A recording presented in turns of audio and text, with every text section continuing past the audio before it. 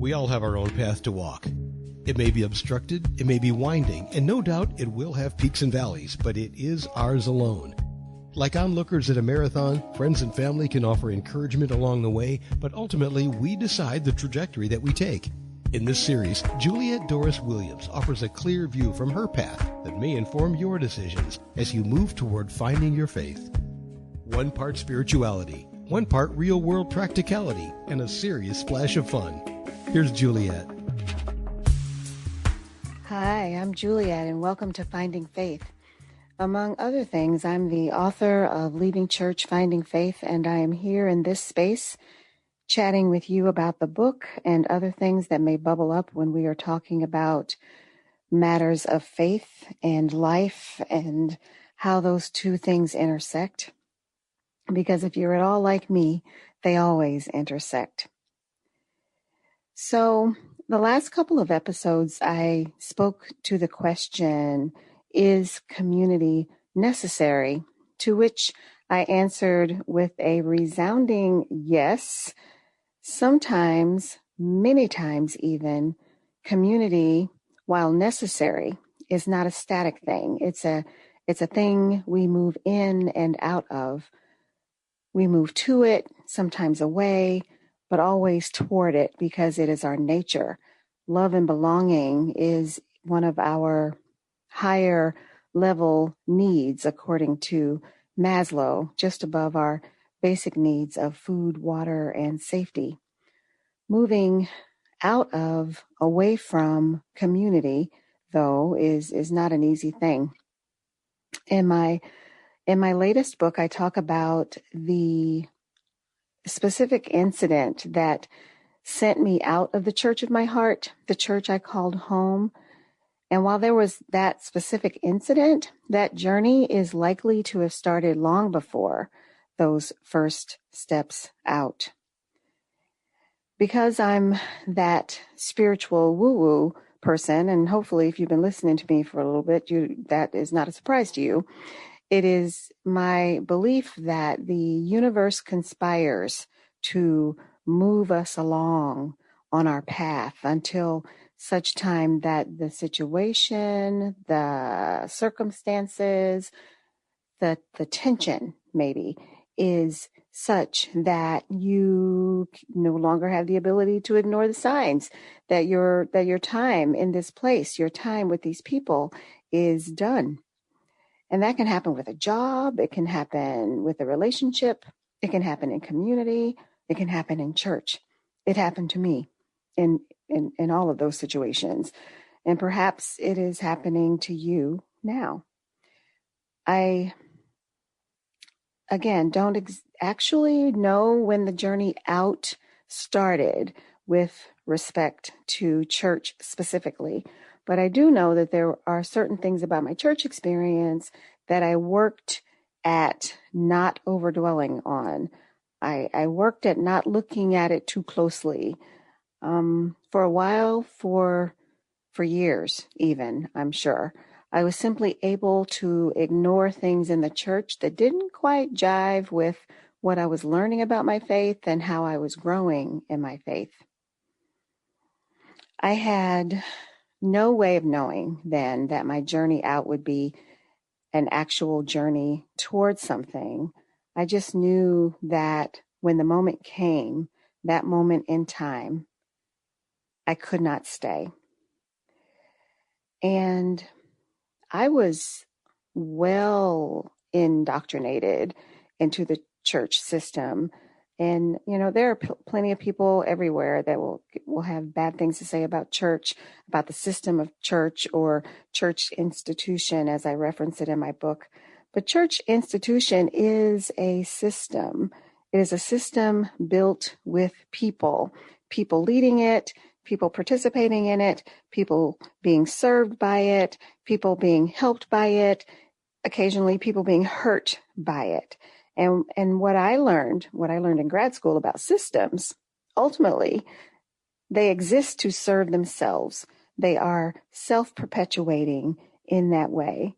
And I'm going to go on record as saying that systems aren't inherently bad. Systems are only as good are only as bad as those driving or those riding.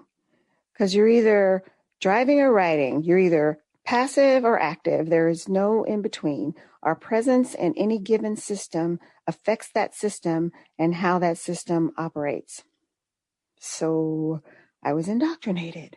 I like the word persuaded better. I was persuaded.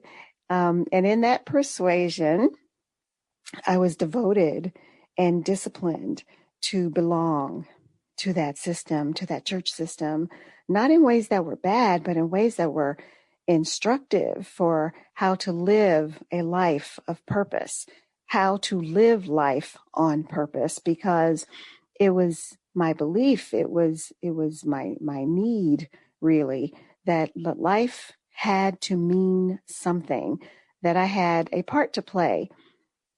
I was devoted, I was committed to discovering what that part was. The church system was a means and method to do that. And because I grew up in church, it was familiar.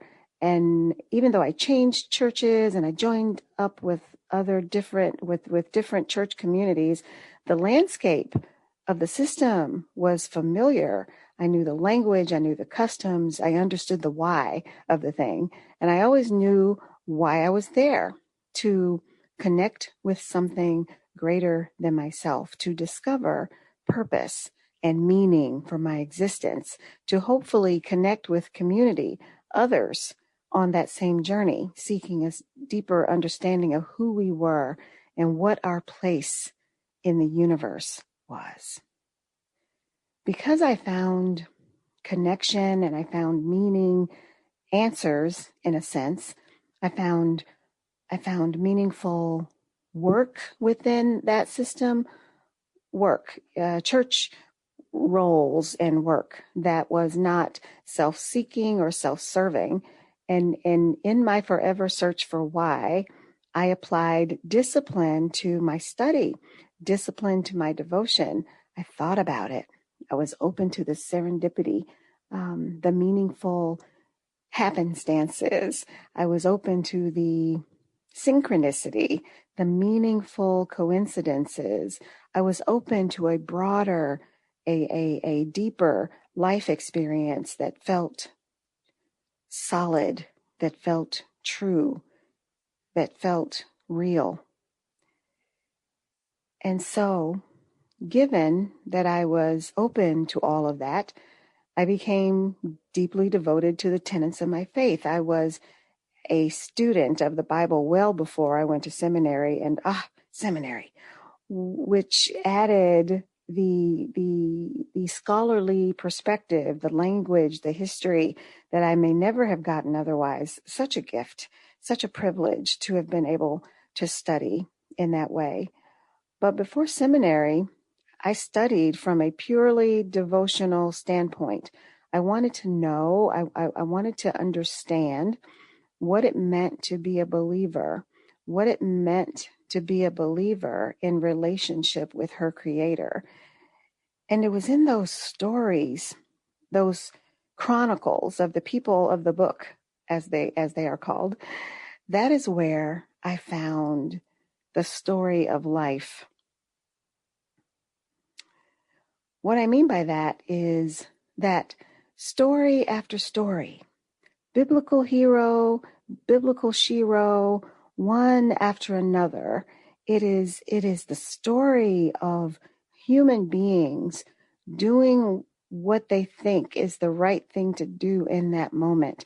Sometimes succeeding, sometimes failing in a spectacular way. Story after story of rescue, stories of triumph, stories of redemption. And always, always, always, when redemption came, it was never them saving themselves.